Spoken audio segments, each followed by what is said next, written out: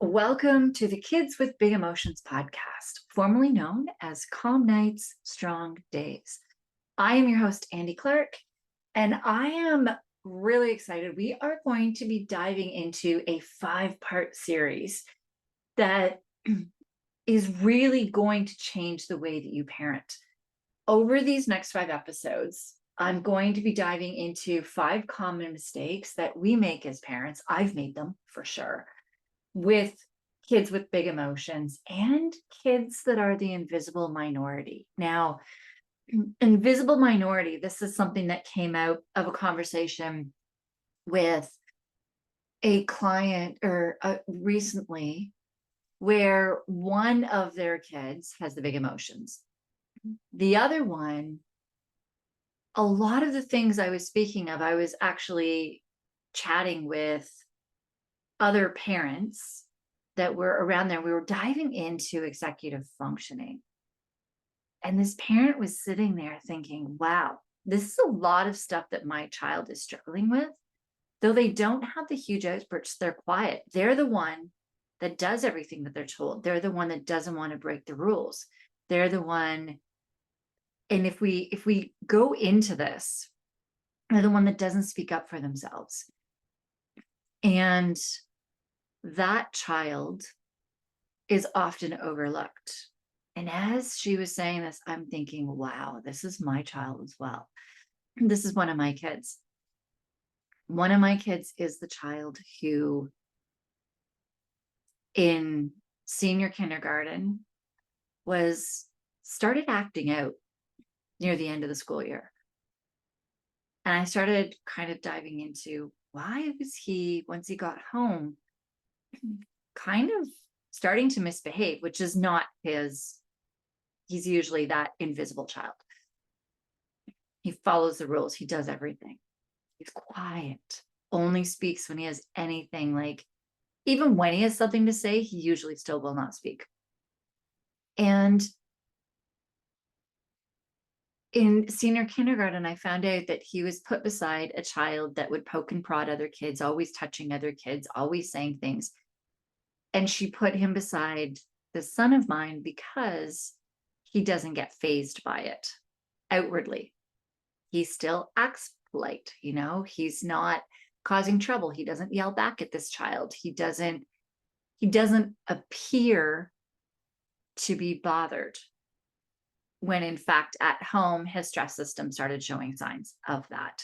This is the child as well that in grade 6 was given the Silent but Deadly Award. And then he decided, though, to leave class. So the Silent but Deadly was because when he did speak, when the teacher did say, hey, what do you have to say? The insight that would come from him would be amazing. Although most of his his academic career, most of the teachers didn't actually even know how far ahead he was because he sat quietly in the classroom, often in split grade classes, would come home to us and tell us, he'd be like in the lower of the split, and he would come home and say, oh, we got to do a really fun math test. And the grade above did too. And this was all the questions on their test, and these were all the answers. He was able to follow both tests and remember them all, remember all the answers, and come back home. And the teachers had no idea. It was fascinating. So we do have this invisible child as well. So I do want to give them acknowledgement that there are these kids that are like that, who we may still have some struggles. Once I start diving into executive functioning, I've been speaking about that quite often. And this is the thing, is when kids are smarter, when they are ahead academically in certain things, there usually are executive functioning struggles, the way that they may used to, that's not even grammar correct. They may have been able to get things so quickly that they didn't realize how to stop and slow down. So now they rush things. They may not have ever had to work out, how did I get to this answer? So now having to show answers, they're like, oh my gosh, how do I do this? There's so many different things in this. And I'm going to actually do a full other episode on this invisible minority, this other child, because it explains executive functioning in a whole nother way, but it segues from what we're talking about today. What we are diving in today is well, first off, this is the 5-part series. Sorry, I got on a tangent as usual. I love all this stuff with these kids, and it's just so fascinating how amazing these kids' brains are. And so I kind of got off, but what we are talking about are these mistakes. And each mistake that I have these next 5 podcast episodes laid out as, definitely they all stem from the same desire, which is to help our kids thrive. It's to help our kids, to support our kids, to better them. But sometimes we do end up working against that goal without even realizing it. And these next episodes, they are designed to help you shift from struggling with these emotional outbursts and feeling disconnected to understanding and supporting and embracing your child's unique gifts. These kids are going to change the world. These neurodiverse kids, honestly, they're so out of the box the way their brains think, and we need that. And we need to embrace that. We need to understand them in order to do that. And that is where these mistakes are going to come in. So if you stay on this journey of these next 5 episodes, it's actually going to be, there's a Halloween one in between. So stick with these next 5 episodes, and it will help you move from that frustration and these power struggles that you have to a deeper understanding on how to connect with your child. I am going to teach you what's required to guide your child through their big emotions without feeling like you have to control everything, to change everything, to plan everything for them. And the thing is that if we skip over these mistakes, then we really risk staying stuck in the same patterns that lead to emotional meltdowns, or like we just said, that invisible minority where these kids almost go into that turtle, when I'm talking about the animals. So the big emotional outbursts we often see in our kids are that shark, where they're on high alert, ready to lash out verbally, physically at any moment, or that clownfish, where they have the anxiety, worrying about everything, constantly in this state of like, what's going on, not doing well with changes and transitions. Then we have underneath that turtle, where they hide in that shell. So all 3 of these, the mistakes that I'm going to be talking about, will be appealing, helping you, guiding you, and understanding certain mistakes you may be making. So you're going to learn what's required to guide them through these big emotions without feeling like you have to control or change everything. But if we skip over these mistakes, we do risk staying stuck in these same patterns that lead to these emotional meltdowns and the stress for both of us with our child. And we may just have a child that just continually shuts down, continually just doing the right thing, saying the right things, and not using their voice, not finding their passions and what they want to do in life. But here's the thing. So you may already be beyond some of these mistakes. So some of them that I will be talking about, you have already heard about, and you may have acknowledged. And if so, that is amazing. When we get to any of the mistakes that you have already worked on, just realize that you have already taken some of these steps, and give yourself that high 5.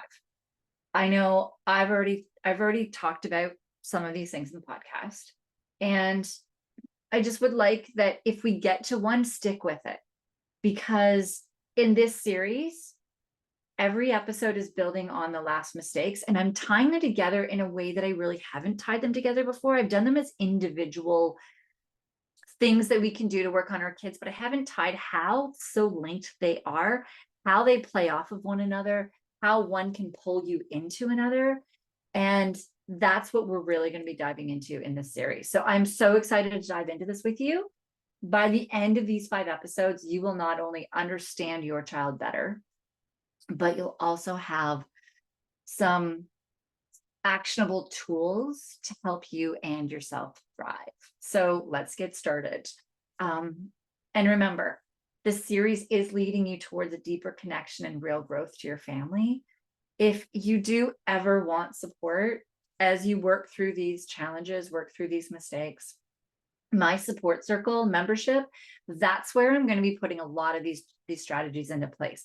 That's where I'll be able to chat with you while the group is growing. You're so lucky to be at the beginning of this group. I have had other groups. This isn't my first rodeo. I've done this all with first responders, walking them through all of the strategies to help them with, managing their emotions and their stressors and all of those things.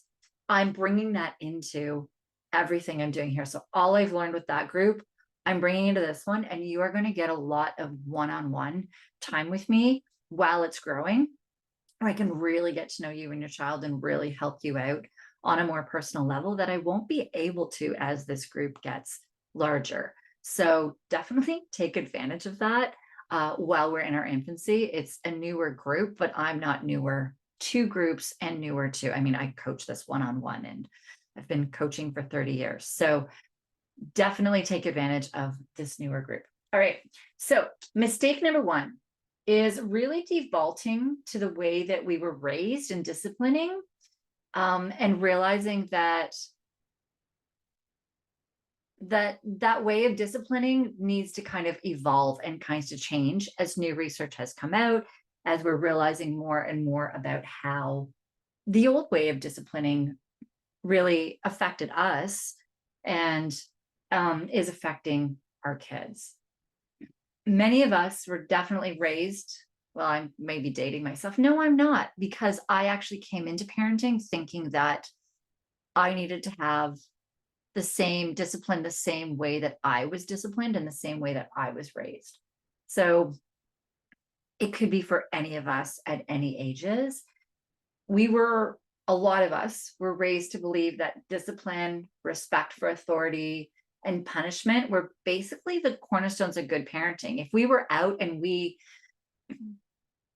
I'm going to say that even until recently, I judged this. If I would see a kid having a meltdown and I'd see a parent being kind and compassionate to them instead of being like, hey, stop talking like that, or like, don't speak to that person that way, the way that I grew up, I judged that parent as negative. So I do believe that this is more the common way of parenting still.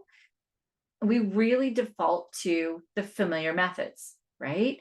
Especially when our child pushes our buttons or when the behavior feels disrespectful. It's so understandable. Our body goes into what does it know? And it knows how we were disciplined, how we were told. I know that my parents would never have stood for that. And none of my friends' parents would have. And there are many parents out there still that would not stand for things that some of our kids say to us and the way that they say to us. And they would squash it right away. And the thing is this is how we're taught. It's how we've adapted. We have actually built walls up, and there are so many of us that have built up so many walls because of the way that we were parented. We learned to shut it down. We learned to hold it in. We learned to keep it back. And that now affects relationships that we are in. I know, I spoke with many people about this.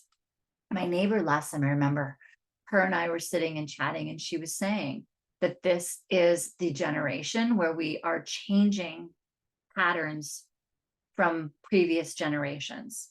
We're changing trauma patterns. And a lot because of this behavior, we have built up walls to protect us. When somebody does yell at us, when somebody tells us how we have to act or do things, we built up certain walls and certain behaviors that have not been beneficial. And now many of us, I know many of my friends have, my husband, my son, go to therapy in order to be able to break down those walls and learn how to communicate in a more constructive, positive way than how we grew up and how we were taught in order to be punished or to deal with certain situations and consequences and stuff growing up. And which leads me to this analogy where it's just such a great analogy on this style of parenting. So imagine your child is a car, and this car suddenly stalls in the middle of the road.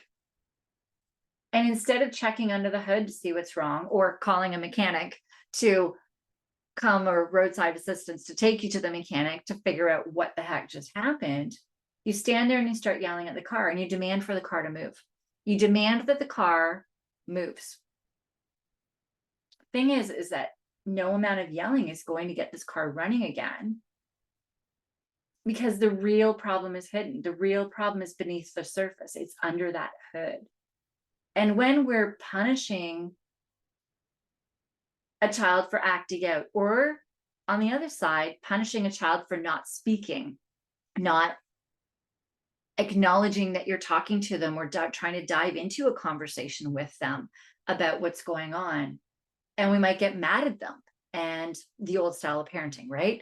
Getting mad, demanding respect. An adult is speaking to you, you must respond to them, or you need to stop yelling, stop screaming, you need to calm down right now. It's basically like yelling at the car. And instead of actually looking underneath the hood and finding out why it's not working.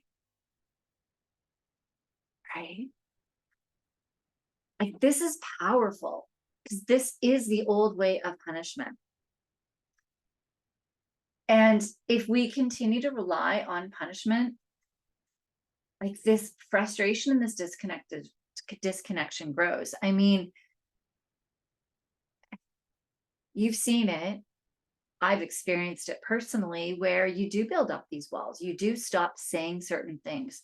You stop letting people see who you are and being yourself. And you learn to hold so much in that we get a huge disconnection. And you may find yourself in these power struggles where the more that you push, the more that you're yelling at that car, the more the child resists. And let's think about, just imagine. So think right now in your brain, imagine individual fights where you yelled back at your child. I've been there. I can totally, I'm picturing some in my mind right now. And imagine that if instead of demanding that car move, instead of telling that child they need to calm down, they need to stop what they're doing right now, and you had the tools and the skills to understand what was going on with them under that hood, what was happening under that hood, and you knew what steps to take in order to be able to help them fix it, right? By shifting from that punishment to understanding, you really start to see real change. You get that connection with your child too, that the next time, and I see this now with my kids, this has been huge with my one child that has major outbursts. I can see that when I am calm with him, no, you know what? I'm going to rephrase that. Most of the time, when I am calm with him and sitting there and being understanding and know what he needs, and I'm able to give him what he needs, I see him actually stop. I don't like the wording of this, but I don't know what else to say. Stop and check himself. I'll see him stop and check himself, and sometimes take a deep breath, and even stopping mid-sentence sometimes if he's yelling, take a deep breath and change what he's saying. Sometimes it comes out as harsh words, but it's not yelling anymore. And I see that change in him starting to take over. And why I corrected myself a minute ago is because there are times where he is not able to do that. And me being calm actually exacerbates it. And there are times where I've had to go in and yell. I usually start off by saying, I don't want to yell at you right now, but nothing I'm trying is working. And you are not getting yourself out of it. You're continually to go in this spiral of amping yourself up more, and you have control to get yourself out of it right now. So I'm yelling. So as I'm yelling, I'm actually yelling tools to him. So it's different yelling than I used to be, which was the old style of punishment. So I guess when I am yelling now, it's still yelling the tools to him.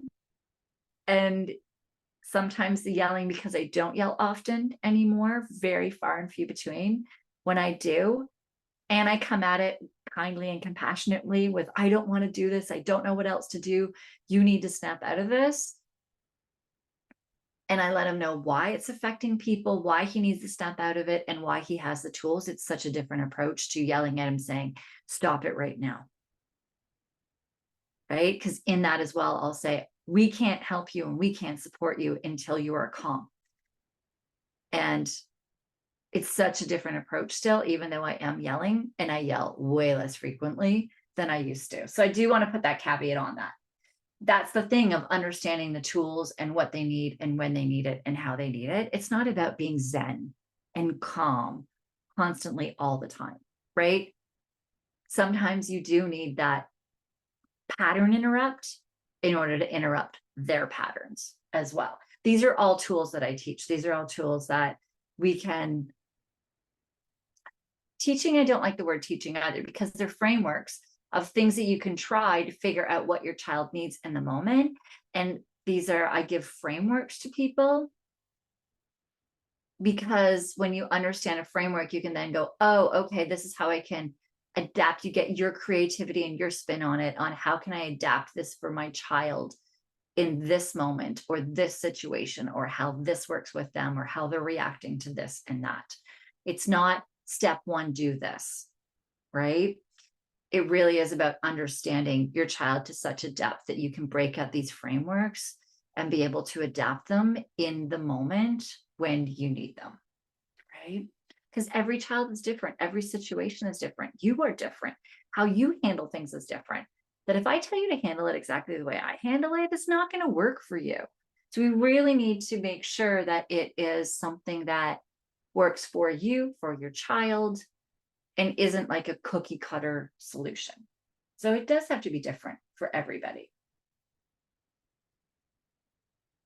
And so I know as well that some of you are already moving away from this punishment model, from the way that we grew up. You're having that pattern interrupt yourself. You're looking for new tools to connect with your child. And I need to acknowledge right now that it's tough. I need to acknowledge that anytime that you are changing behaviors, changing patterns, I mean, we want our kids to change these patterns, behaviors. So it's really good that you're working on changing this pattern and behavior yourself, so you can see how hard it is.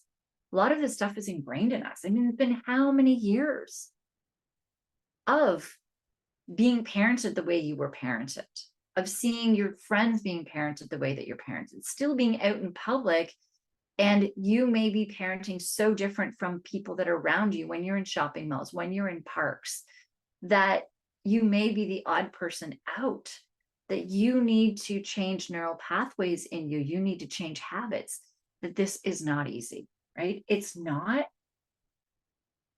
And you might also be trying to be more compassionate, but still hitting walls, right?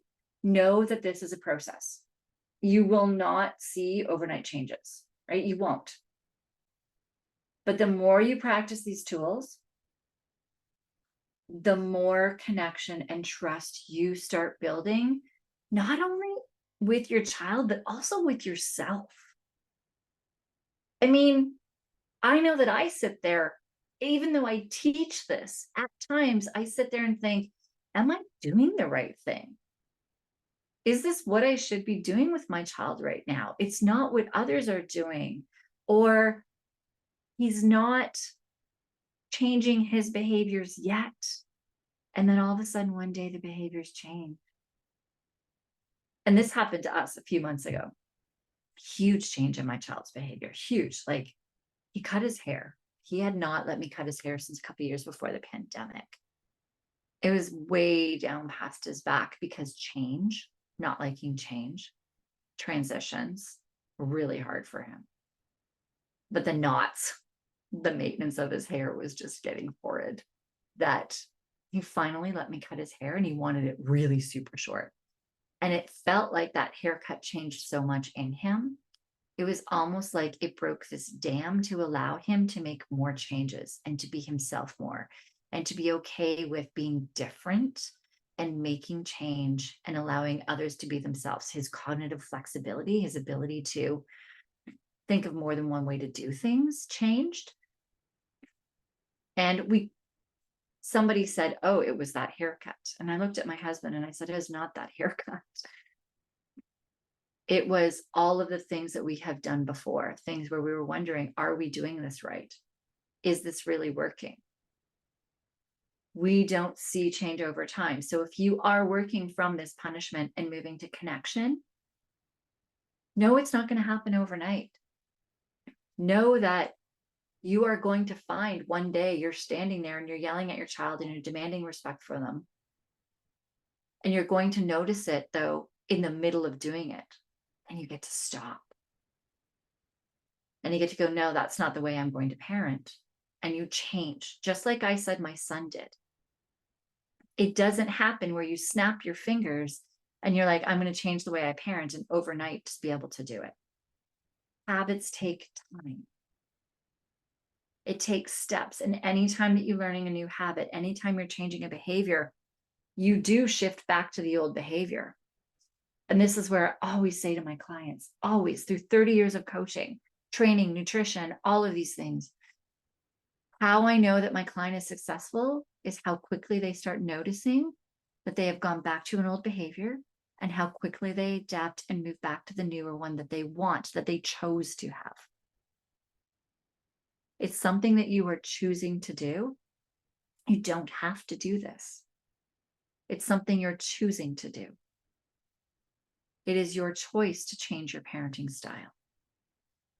And when you go back to old behaviors, you again get to make that choice to stop that switch, stop that pattern, have a pattern interrupt, change that neural pathway, and move back into the style of parenting that you want to choose. Knowing it's not going to be easy. Do people like going to the gym on a regular basis? Do people like eating healthy food most of the time? No, they don't. Are you going to like being kind, caring, and compassionate to your child when they are yelling at you, or when they are stone-faced and in their turtle and won't even speak to you? No. You're not going to like it all the time. It's not going to be easy all the time. And it's going to be so much easier to go back to your old patterns. So much easier. You have a choice in this. I am going to tell you hands down, though, the biggest thing that I have seen are these 5 mistakes that I'm going through. And this is one of the biggest ones. Well, they're all big. This is the first one. And the reason that this is the first one is because this goes into a cascade effect into everything else. If you are not open to changing the way that you're parenting, if you're not open to changing the way that you're supporting and helping your child is not going to be able to help their big emotions. Your child is not going to be able to come out of their turtle shell and start having a voice again. Oh my gosh. Okay. I was going to say that it's amazing seeing my child that is going to therapy to help learn how to have a voice and speak up more. But I'm going to say that there are times now where he will just sit and complain to me about every single thing. And I'm like, okay, now we have to teach you that, yes, you have a voice, but not everybody wants to hear the complaints all the time. We need to come through. Sorry. We need to come through with a solution as well.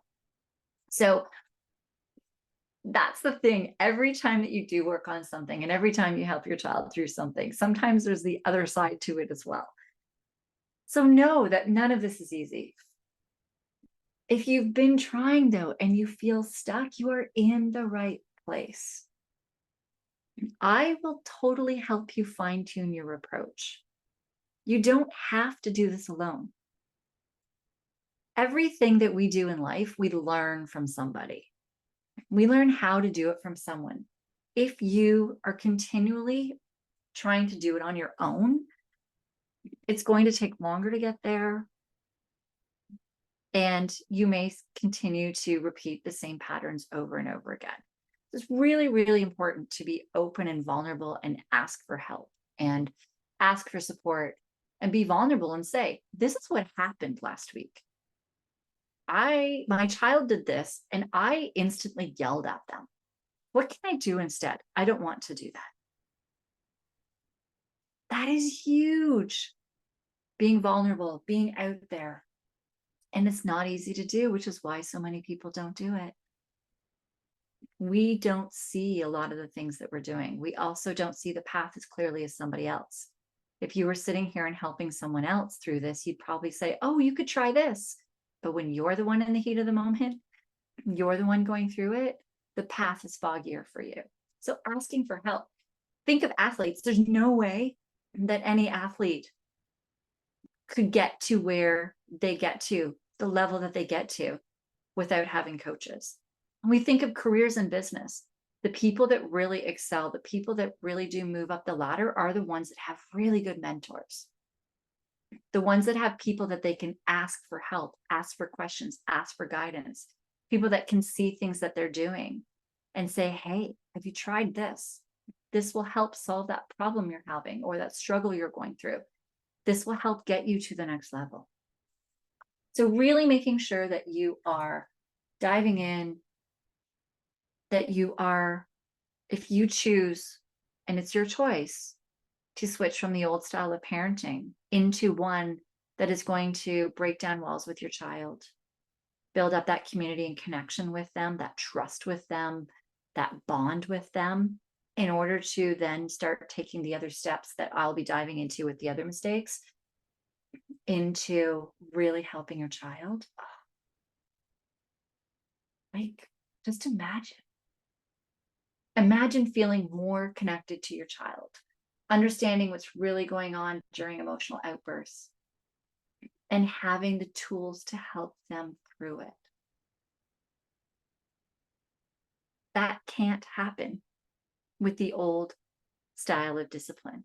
If we're continually just shutting them down and not trying to figure all this out, not trying to connect with them, not trying to help them work through it, we're not ever going to understand what's really going on during their emotional outbursts.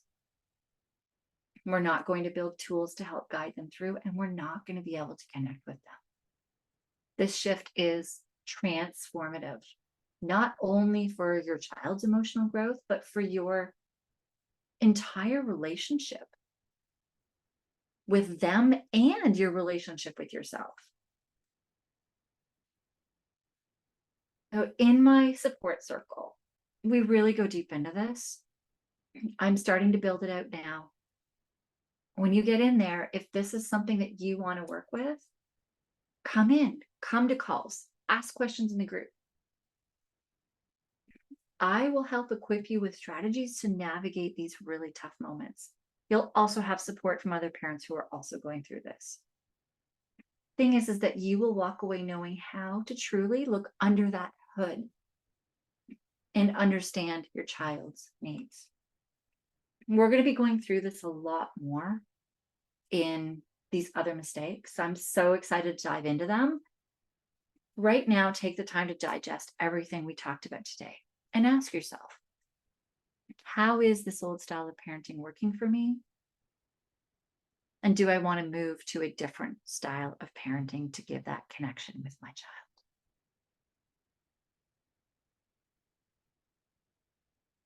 Where does that land for you? And if you are already transforming your parenting style, know that it's not easy, that if you're struggling, know that everybody does. I get imposter syndrome with it often. Just know that you aren't alone. Join our community. We would love to have you. The link is in the show notes to join the membership waitlist. I'd love to have you there. And I can't wait for next week until we dive into the next mistake.